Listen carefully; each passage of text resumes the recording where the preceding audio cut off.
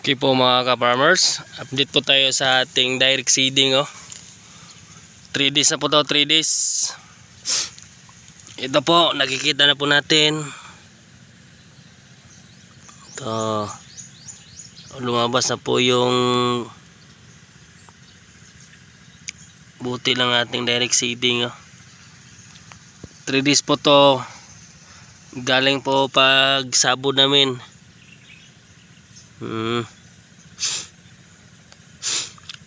Tinira po natin ito, hybrid, lumping hybrid.